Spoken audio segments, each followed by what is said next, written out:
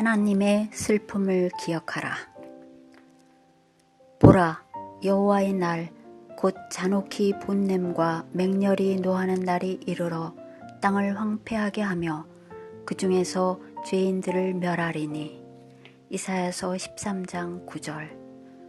어떻게 하면 은혜의 의미를 제대로 이해할 수 있을까요? 의외로 간단합니다. 단지 하나님의 심판에 직면해보고 그분의 진노를 맛볼 수만 있다면 우린 은혜의 의미를 잘 깨달을 수 있습니다.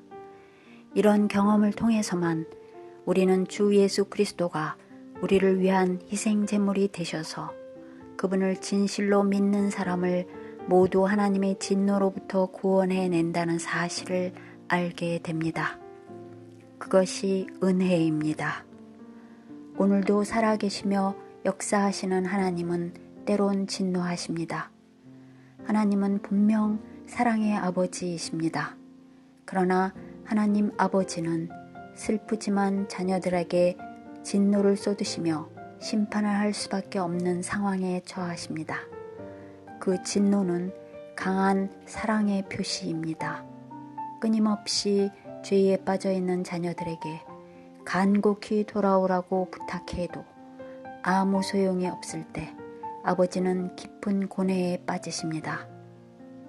자신의 사랑과 인자하심에 대해 화답하길 지속적으로 거부할 때에는 아버지도 어찌할 수 없습니다.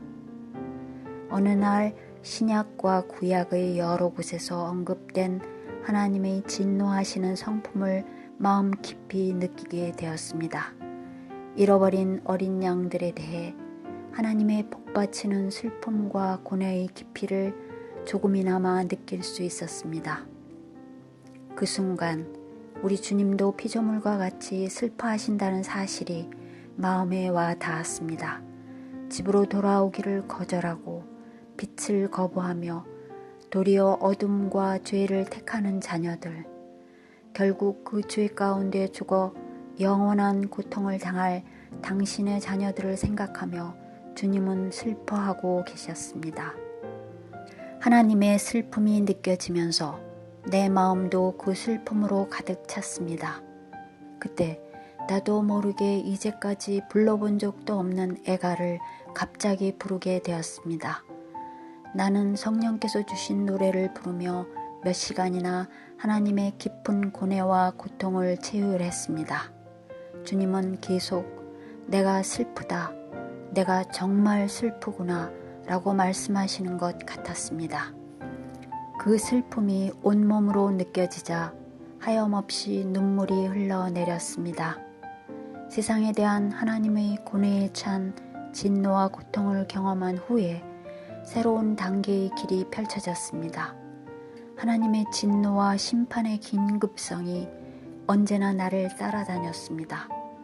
그러자 우리가 쌓아왔던 모든 것이 금방이라도 파멸당할 것 같이 느껴졌습니다. 그것은 놀라운 경험이었습니다.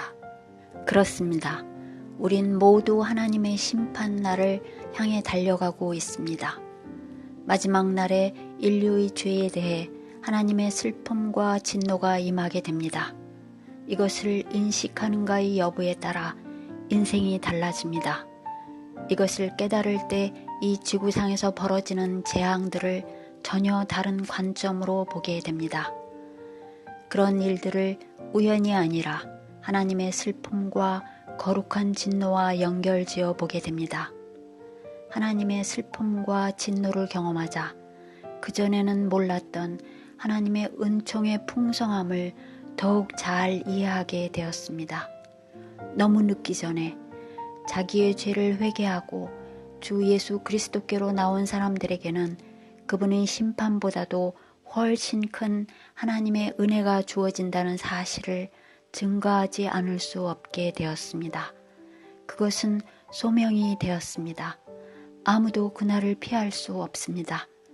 만일 오늘 우리가 그분의 목소리를 듣는다면 돌이킬 수 있습니다.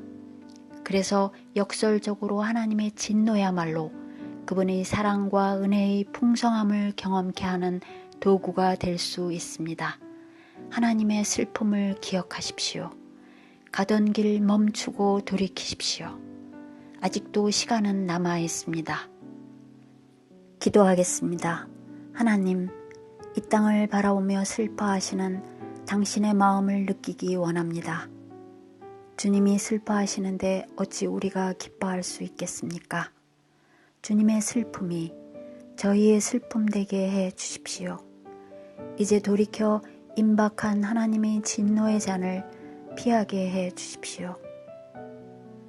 하나님의 진노를 통해 당신 은혜의 풍성함을 맛보게 해 주소서. 항상 마지막 때와 심판 날에 주님 앞에 서게 된다는 것을 잊지 않으며 살게 해 주십시오. 그날을 준비하며 오늘을 더욱더 가치 있게 보내는 은총을 허락하소서. 감사합니다. 예수님의 이름으로 기도드렸습니다. 아멘.